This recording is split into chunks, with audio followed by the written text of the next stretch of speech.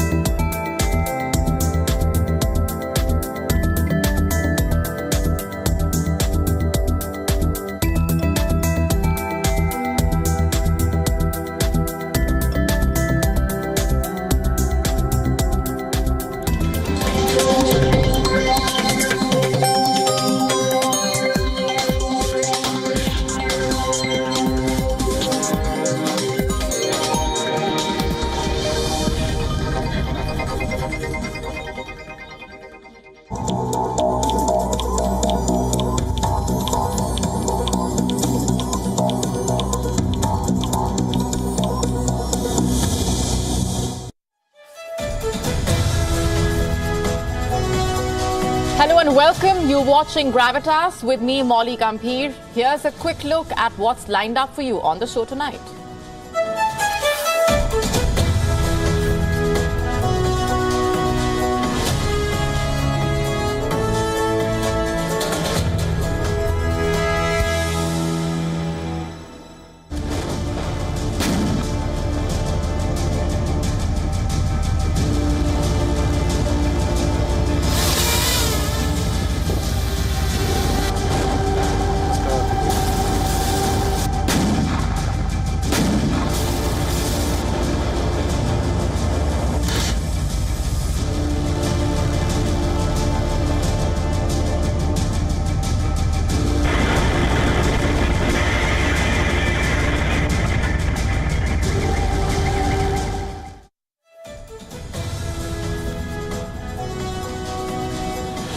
Our cover story tonight is about the Russia-Ukraine war. Things stand at a very crucial juncture. The big question still continues to loom large. Who is winning? We do not have an answer to that question. But tonight, we tell you how the war has shifted to the skies and the seas. That's right. Russia claims to have shot down 13 Ukrainian drones. And the situation is only going from bad to worse. Tonight, we decode whether or not this will actually turn the tables and what this really means for the conflict. Also on the show for you tonight, we get you the key takeaways from the Oversight Committee report and what they mean for Hunter Biden. It's a story of how sleaze has flooded the White House. Taking a series of jibes at the opposition, Indian Prime Minister Narendra Modi sends out a strong message in his speech while replying to the no-confidence motion in the Indian Parliament. We also tell you all about how the Ecuador election chaos is deepening after a presidential election candidate was shot dead. We get to the latest from on the ground. Is artificial intelligence a recipe for disaster? We tell you what happened when a New Zealand supermarket experimented with AI and let it decide recipes, and the results left them shocked. There is a new magic number of steps for a healthy life, and it's way below the 10,000 steps that is perceived to be the magic number. We tell you what a new study says.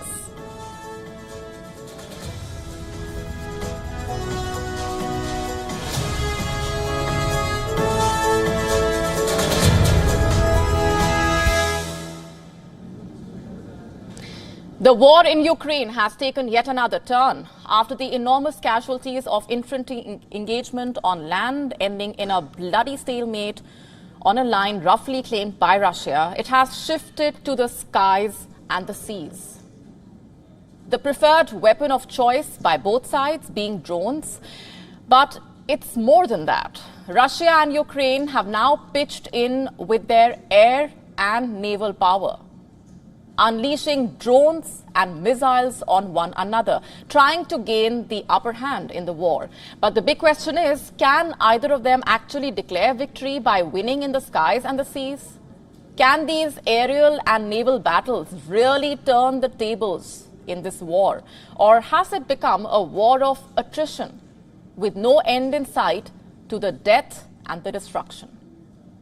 These are the questions we will try to answer tonight. But let's start off with the very latest. Earlier this morning, the Russian Defense Ministry issued a statement. It said it had shot down 11 Ukrainian drones. Out of this, 2 drones were downed near the city of Sevastopol on the Crimean coast. 9 drones were suppressed by means of electronic warfare in the Black Sea. Not just that, the ministry added there were no reports of damage or casualties in the affected areas. And these alleged strikes came just a day after Russia made yet another such claim. On Wednesday, it claimed to have shot down 2 more Ukrainian combat drones. They were apparently headed for the Russian capital, Moscow. And it does not end there, by the way. The list of drone attacks on Russia is slightly longer. On Monday, Ukrainian drones were shot down in the Kaluga region. That's barely 200 kilometers southwest of Moscow. And a day before that, on Sunday, Ukrainian drones were shot in the Podolsky district, which is also located on Moscow's outskirts. And if we go further back, last week, 7 more drones were shot down near the Kaluga region again. And in May, drones crashed in Moscow's business district twice in 3 days. And the same month, Russia averted the first reported drone attack against the Kremlin.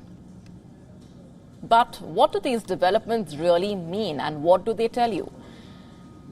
That after a series of battlefield setbacks, Ukraine has turned to drones to take on Russia, not just in the air, but also in the water.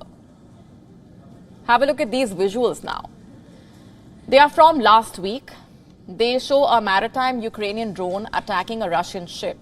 The ship is thought to be the Olegorsky Gornyak. The attack unfolded near the coastline of Novorossiysk, which is a major hub for Russian oil exports.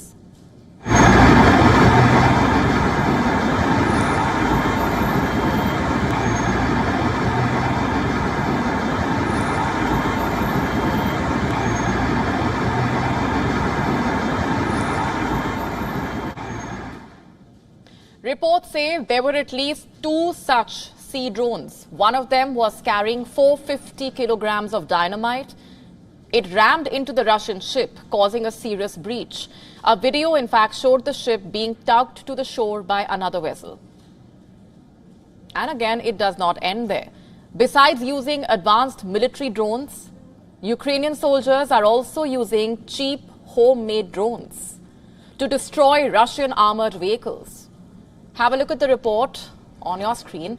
Ukrainian troops are making drones out of cardboards and rubber bands to fight the Russians. In fact, one such drone is described by a media report as the quote-unquote origami of death. Full marks for creativity and also for the spirit. But the question again is, how much can these drones really achieve? So if we just look at it this way, who is winning? This map giving you an idea. The regions marked in red showing territories under Russian control. This includes Luhansk, Bakhmut, Donetsk, Mariupol, Melitopol, and the areas surrounding these places. What about Ukraine? Well, so far it has only managed to regain Kherson and Kharkiv. And besides this, it has reclaimed some villages near Donetsk and Bakhmut. And last we checked, the battle for full control was still underway. Just to put it more bluntly, the counter-offensive is not going as per plan. In fact, it's moving at a slow and lethargic pace. And it's also not yielding any major battlefield gains. I'm not alone in saying this. The Western media also is. From the Washington Post to CNN, they are all talking about how the pace of the counteroffensive has darkened the mood in Ukraine. So these aerial drone battles, the maritime drone attacks, are symbolic victories at best. They might be making global headlines, they might lead to some statements and reactions, but they are far from getting Ukraine an edge over Russia. And our next story is about Hunter Biden, the younger son of US President Joe Biden. He is back in the headlines once again, and not for the best of reasons.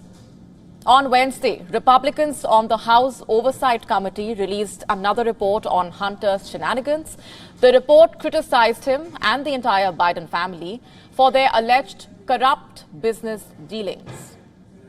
And the White House does not agree with this assertion. They say the report is a political hatched job that offers no proof about Joe Biden's involvement. We'll get to that in just a bit and discuss it. But first, what are the allegations? They have been leveled by James Comer, the chairman of the House Committee on Oversight and Accountability. And this is what they state. Number one, the Bidens and their business associates received millions from oligarchs in Russia, Kazakhstan and Ukraine during Joe Biden's vice presidency. Number two, after Hunter Biden received millions of dollars in payments, the then vice president, Joe Biden, dined with his son's foreign associates in Washington in order to build influence. Number three, Joe Biden was the brand sold to enrich the Biden family and was used to send signals of access, power, influence. Let me just quote the exact statement from the report now. During Joe Biden's vice presidency, Hunter Biden sold him as the brand to reap millions from oligarchs in Kazakhstan, Russia and Ukraine. It appears no real services were provided other than access to the Biden network, including Joe Biden himself. It's clear Joe Biden knew about his son's business dealings and allowed himself to be the brand sold to enrich the Biden family while he was Vice President of the United States.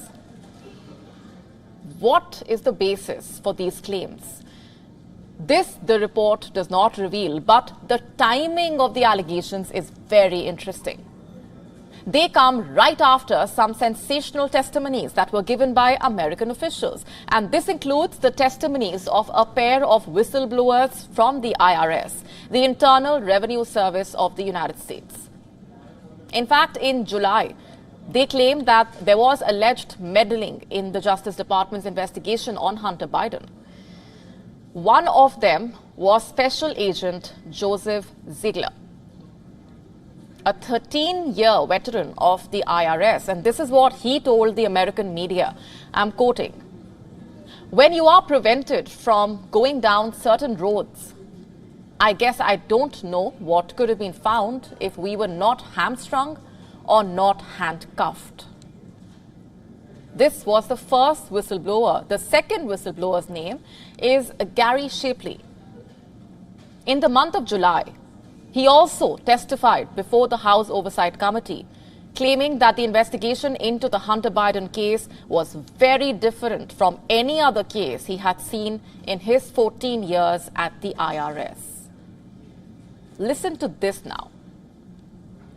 Based on my experience, I'm here to tell you that the Delaware U.S. Attorney's Office and Department of Justice handling the Hunter Biden tax investigation was very different from any other case in my 14 years at the IRS. At every stage, decisions were made that benefited the subject of this investigation. For example, prosecutors concealed contents of Hunter Biden's laptop from investigators. DOJ slow-walked steps to include interviews, serving document requests, and executing search warrants. warrants that were ready as early as April of 2020, but were delayed until after the November 2020 election and never pursued. A month on, these allegations have been compiled in a report against the Biden family. The Democrats are calling it a smear campaign, an effort by the Republicans to smear Joe Biden without any evidence or information suggesting wrongdoing, they say. And a fierce political battle naturally has followed. A war over narratives is waging online as well. We haven't heard the last of this story. Let's now shift focus to India, the big headline. Earlier today, the Narendra Modi government was defeated a no-confidence motion for the second time in 9 years. The lower house of the Indian Parliament, Lok Sabha, initiated the no-trust debate on Tuesday after days of fiery debate over a range of issues, including and especially over the violence in Manipur, criticizing the opposition parties for playing personal politics instead of focusing on India's growth story. Prime Minister Modi said they have a secret boon, which goes like this: whenever they wish ill for someone, he succeeds. More in this detailed report.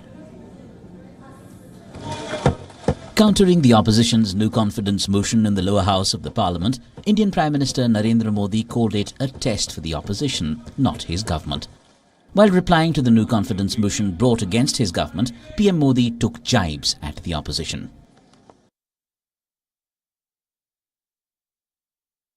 देश की जनता ने हमारी सरकार के प्रति बार बार जो विश्वास जताया है, मैं आज देश के कोटि-कोटि नागरिकों का आभार व्यक्त करने के लिए उपस्थित हुआ हूं। ये अविश्वास प्रस्ताव हमारी सरकार का फ्लोर टेस्ट नहीं है, मैंने उस दिन कहा था,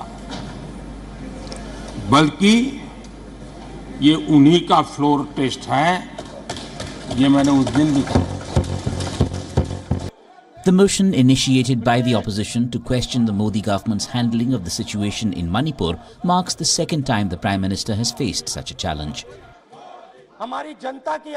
Referring to the latest series of bills passed in both the houses, he accused the opposition of being embroiled in their own politics instead of focusing on what the people of India want.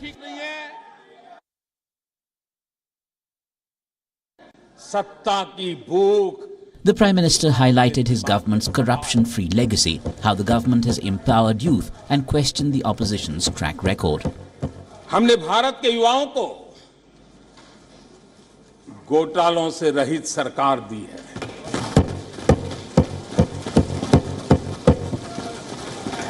हमने भारत के युवाओं को, आज के हमारे professionals को खुले आसमान में उड़ने के लिए हौसला दिया है, अवसर दिया है। मेरा पक्का विश्वास हो गया है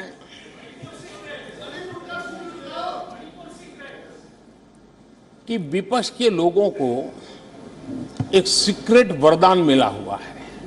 हाँ,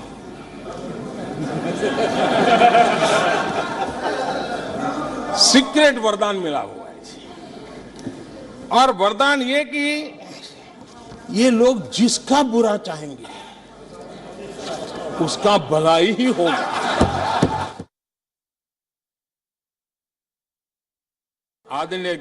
Pointing to the opposition's assertions about a collapsing banking sector, PM Modi highlighted India's growth story. Congress के लोगों को लगता होगा कि ये कोई जादू से लकड़ी से हुआ है, लेकिन मैं आज सदन को बताना चाहता हूं, माननीय अध्यक्ष,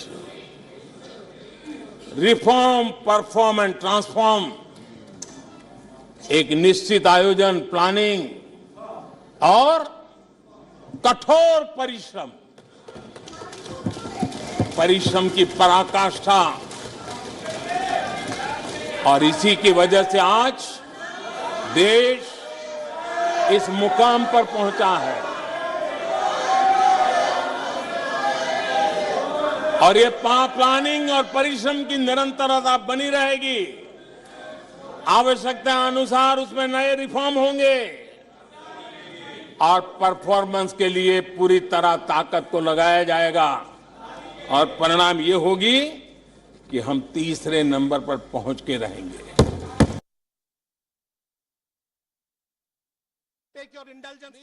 The Congress especially faced the wrath of the Prime Minister, who declared that India has lost confidence in the political party.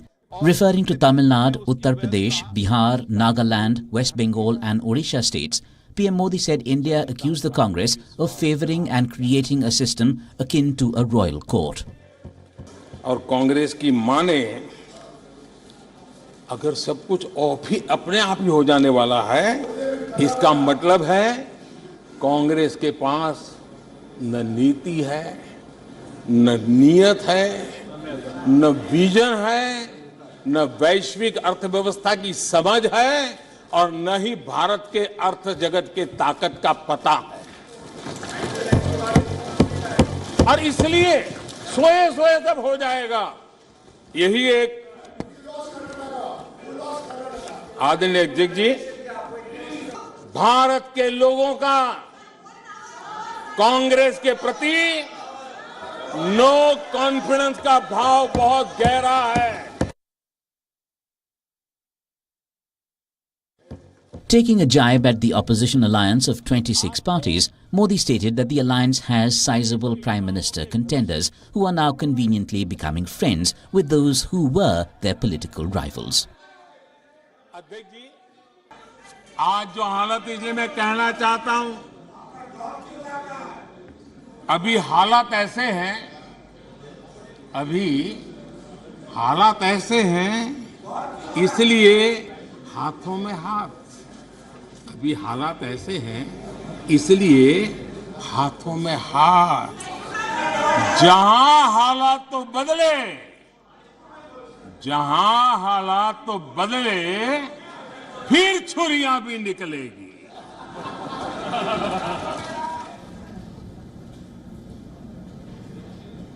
Let's now shift our focus to Ecuador. It's been making headlines. A campaign event there turned bloody in a matter of seconds. An Ecuadorian presidential candidate, Fernando Villavicencio, has been shot dead.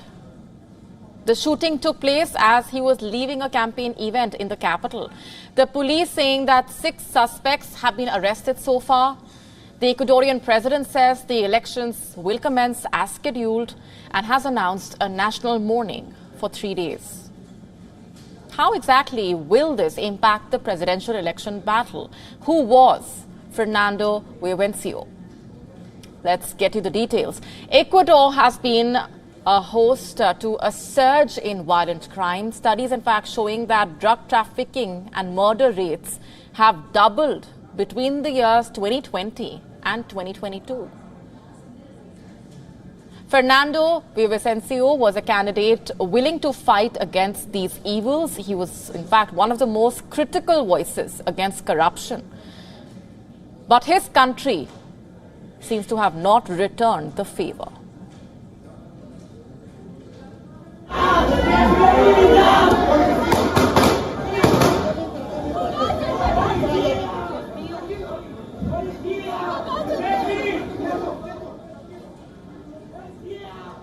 A loud bang goes off the moment he enters the car, panic engulfing the crowd of supporters. This resulted in the presidential candidate being shot dead. Don't be mistaken, he was surrounded by his security guards. How are the top officials reacting to this now? The Ecuadorian president has delivered his condolences but said that the elections would continue as planned. Declared a 60-day state of emergency. Este es un crimen político. All the authorities gathered here will stand together and agree that in the face of the loss of a Democrat and a fighter, the elections will not be suspended. On the contrary, they must be held and democracy has to be strengthened. The second decree is a declaration of a state of emergency for 60 days. From this moment, the armed forces will be mobilized in the whole national territory to guarantee the security of citizens. Al contrario, estas se tienen que realizar.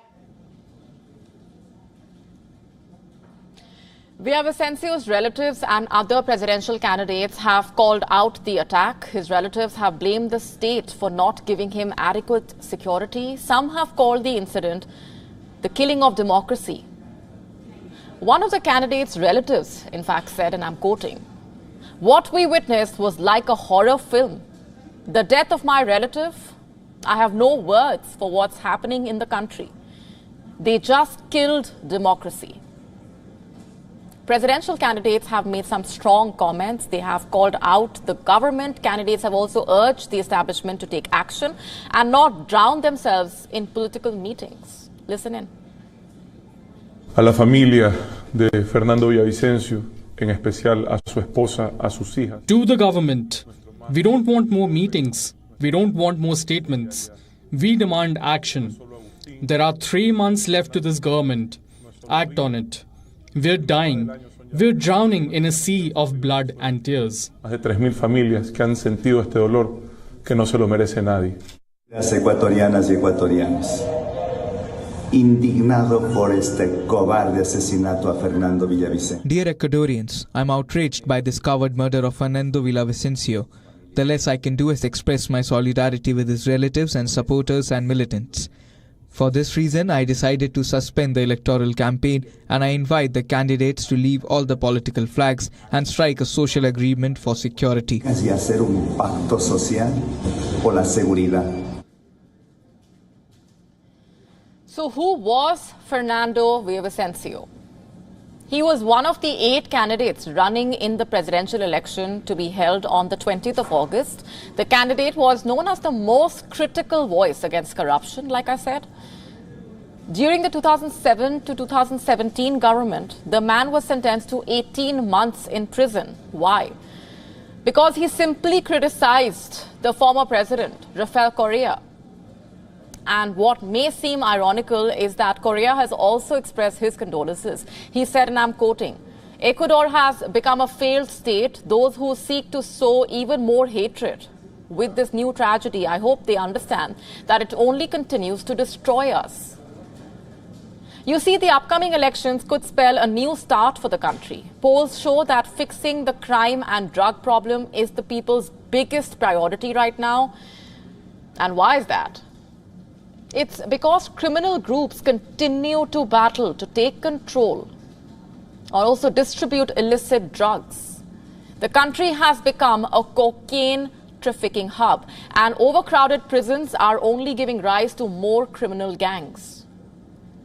Will the slain presidential candidate get justice? And what will the outcome be of the presidential election race? We will continue to monitor those developments.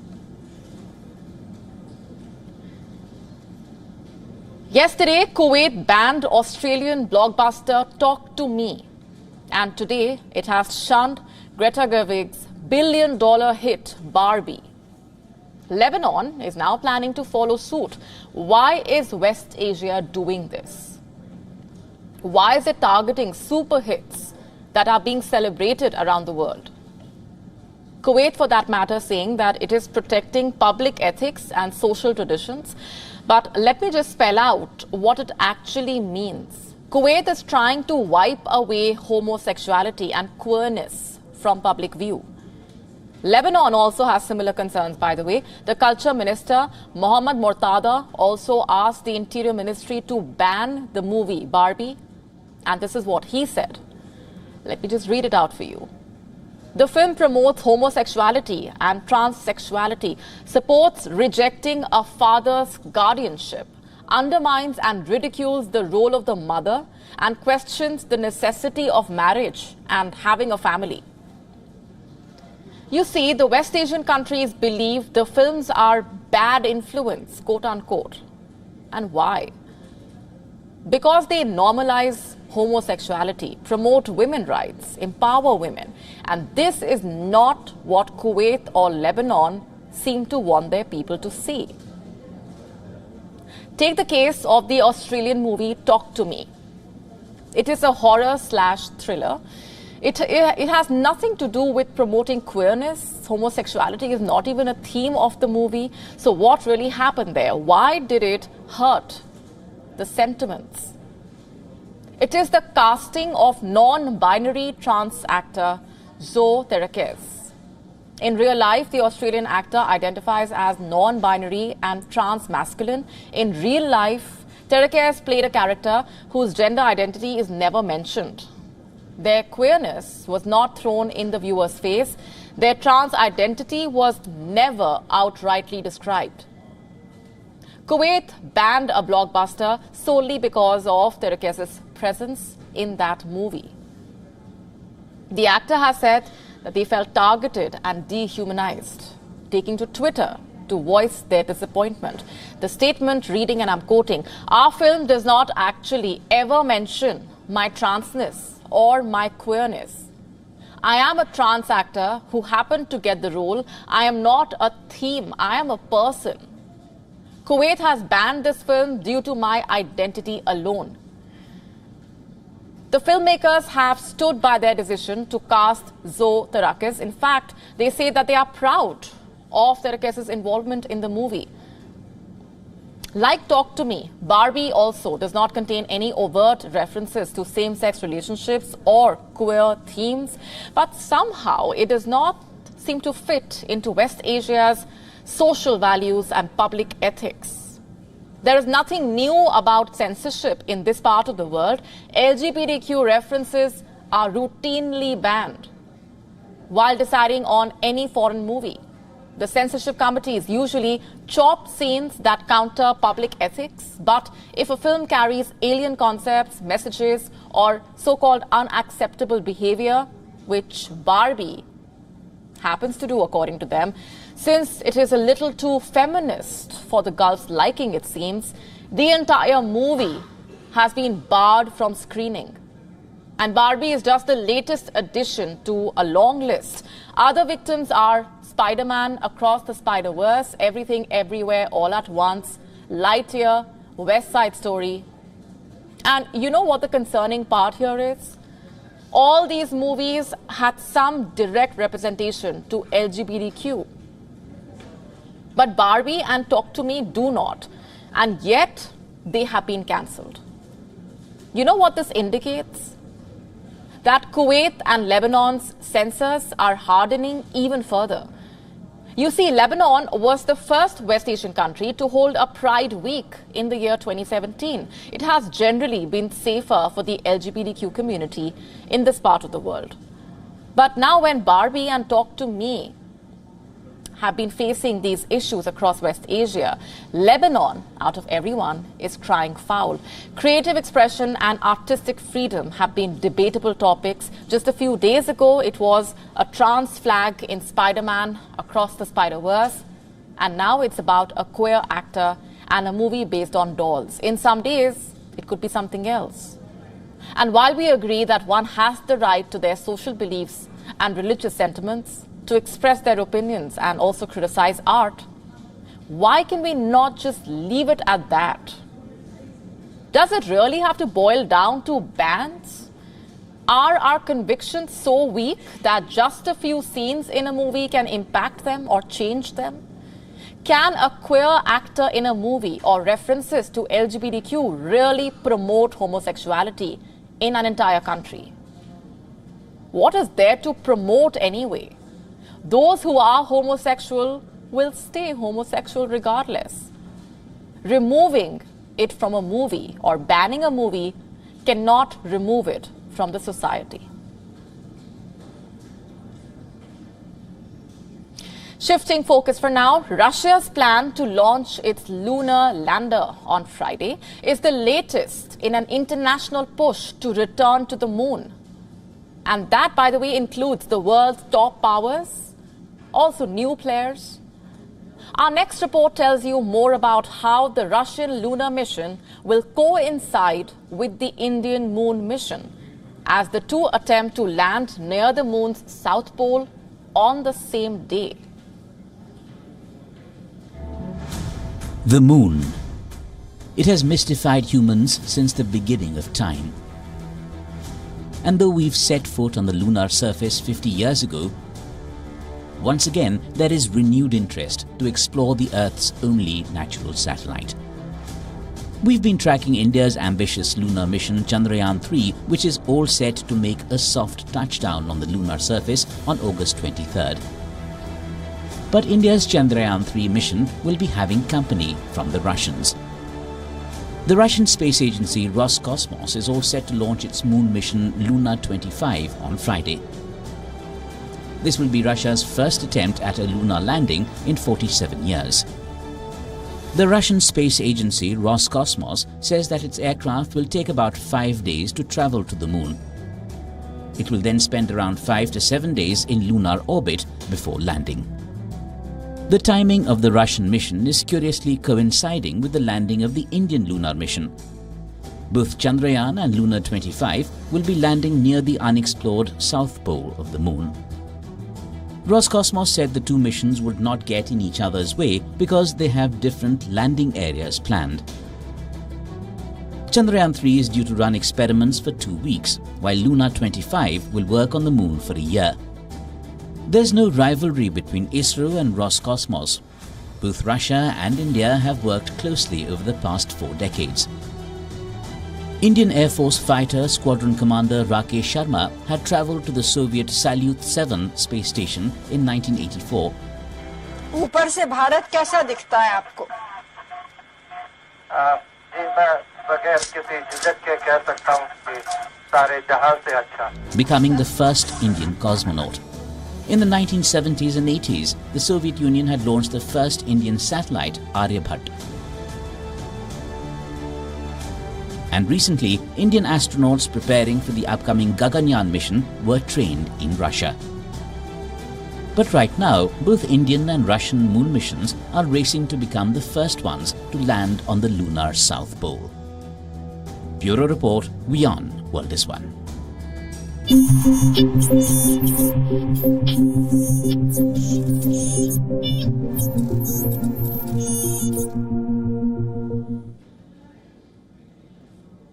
Let me now ask you this. What's for dinner tonight?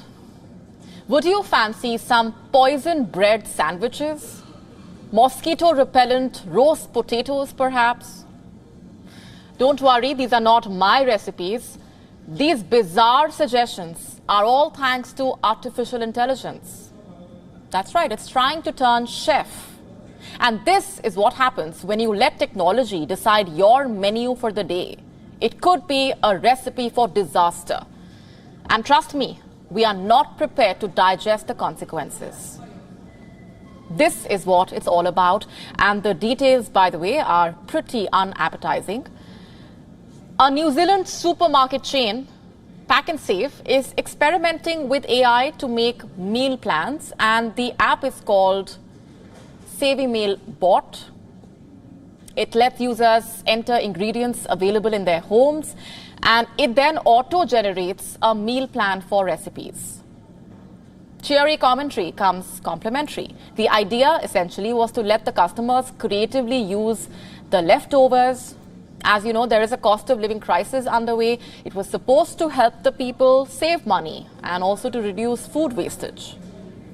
But the execution did not go as planned. And in fact, it ended up being quite literally a recipe for disaster. The AI app suggested making bizarre dishes. And by bizarre, I mean lethal and inedible, to say the least. It included Oreo vegetable stir-fry, ant poison and glue sandwiches, bleach-infused rice surprise, mosquito-repellent roast potatoes, methanol bliss, which was a kind of turpentine-flavored French toast, bleach fresh breath mocktail. The AI app dubbed one recipe as aromatic water mix, which was not an edible drink at all, does not sound appetizing. It would create chlorine gas. The AI, in fact, pitched this as the perfect non-alcoholic beverage to quench your thirst and refresh your senses. Can you believe that? Does it mention anything about chlorine? It does not. Did it warn that inhaling chlorine gas can actually cause lung damage, vomiting, suffocation, even death? Absolutely not. Instead, it said, serve chilled and enjoy the refreshing fragrance. The so-called fragrance would actually land you in a hospital. It sounds funny and we can laugh about it, but it's scary and concerning. As you know, artificial intelligence remains largely unregulated, and now it is being used for something as simple as food, for creating meal plans, for recipes. The meal planning app comes with its own warnings. The maker has prompted that the recipes are entirely AI generated. They are not monitored by human beings. There is no guarantee that the suggested meal would be complete or balanced or even suitable for consumption. Did you hear that? Isn't that the whole point? Then what is the use of the meal planner anyway? It can also only be used by people over 18 and should not be used by unsupervised children. But if an application is readily available on the App Store and most children own smartphones, who is going to stop them from using it and how? Do you realize how dangerous it would be for them? What if they search something, they get a bizarre suggestion and actually go forward with eating it? Who then will be held accountable? While technological advances in AI are well and good, they might not be as reliable as you think. Maybe AI can help you generate meal plans, but it is not advanced enough to assess the consequences. We are clearly not prepared to digest this. As of now, AI seriously lacks regulation and authorization. So watch out and be cautious. I would suggest talking to a dietitian rather than relying on AI or an app. And definitely don't take recipe suggestions for mocktails from AI because it could take a fatal turn.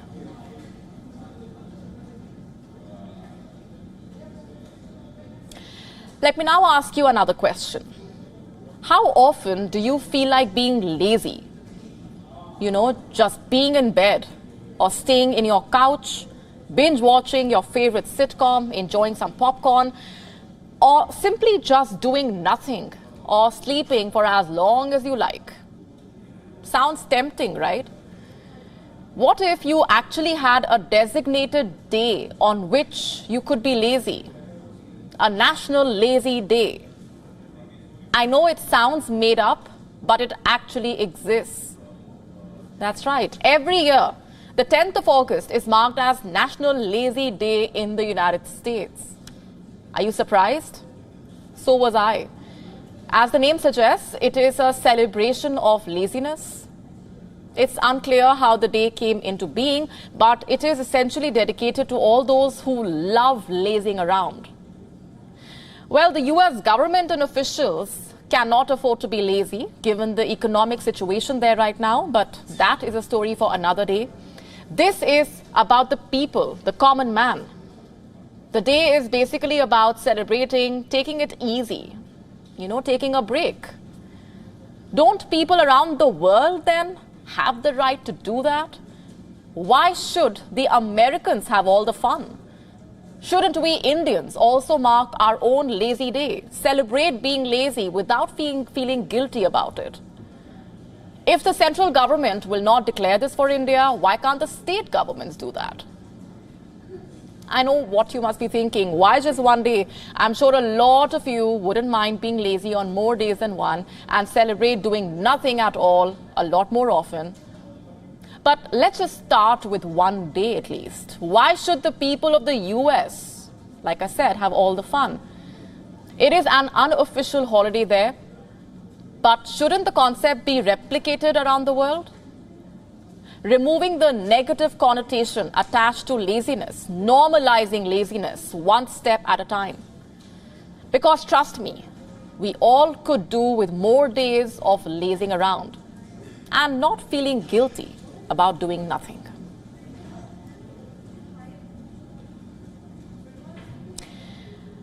Do you follow the golden rule of 10,000 steps per day?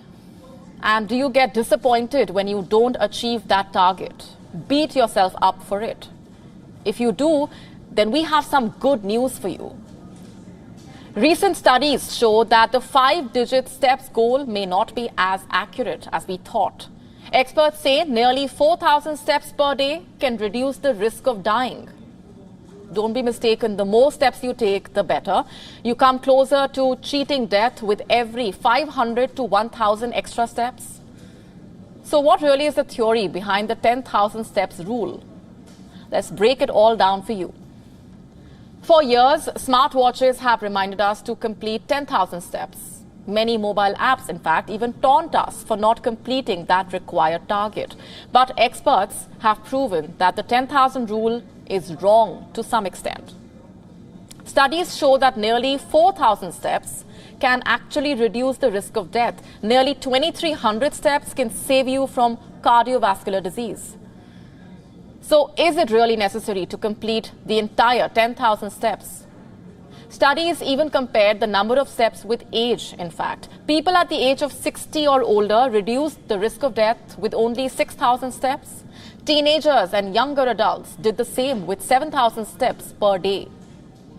Even though studies may have reduced the number of steps required, people usually feel too lazy to complete the required number of steps, no matter how little or large the number may be. But experts say that little tasks like standing, carrying shopping bags, even washing floors, pacing while talking on the phone can easily help maintain a healthy lifestyle.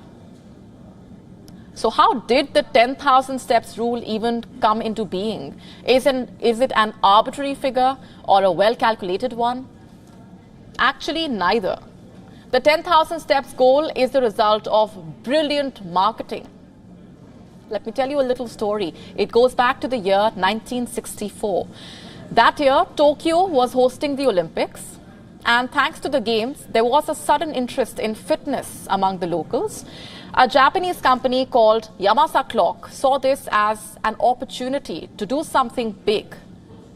It capitalized on the interest in fitness and mass-produced pedometers. What is a pedometer? It is a device that basically counts your steps. So Yamasa Clock mass-produced this very device. Its pedometer was named Manpoke. It's Japanese for 10,000 steps meter. And over the years, the 10,000 steps theory has been challenged several times. Earlier, the University of Texas, in fact, conducted a study. It found that 8,500 steps should be enough if a person is aiming to increase their metabolism. Another study found that 7,500 steps should be enough for lower mortality rates. The study especially points out that post 7,500 steps, the association between lower mortality rate and steps levels up, which means that it does not matter if you complete your 10,000 steps or not, the result will be the same as clocking in 7,500 steps. You see, there might be more studies on the 10,000 steps rule in the future, but there is no harm in walking the extra mile. It's hard to overlook the benefits of walking. Walking increases cardiovascular fitness. It reduces the risk of heart disease and stroke. It helps reduce joint pains. It also reduces muscle stiffness. Walking is good for those suffering from diabetes. It also reduces body fat. Experts say that exercise does not always have to be grueling and sweaty. Work out at your own pace. Don't be pressured by made-up rules and targets like the 10,000 steps rule. Always remember the old saying, slow and steady wins the race. And on that note, it's a wrap on this edition of Gravitas tonight. We're leaving you with Gravitas images. As always, thanks very much for watching.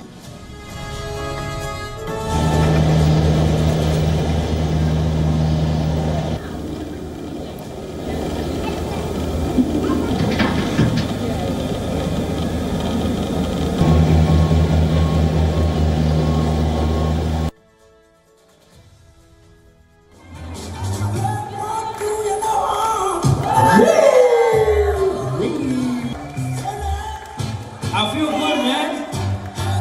Woo!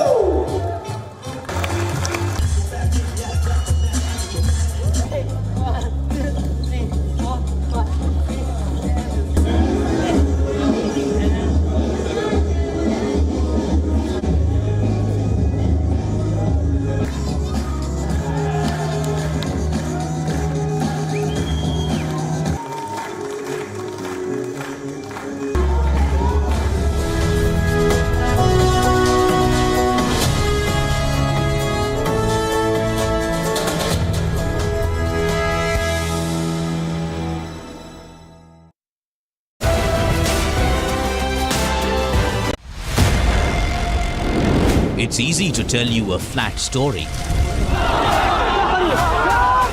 It's easy to show you what's happening around the world.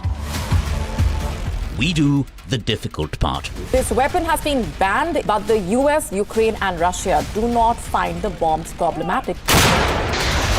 We also tell you why what's happening.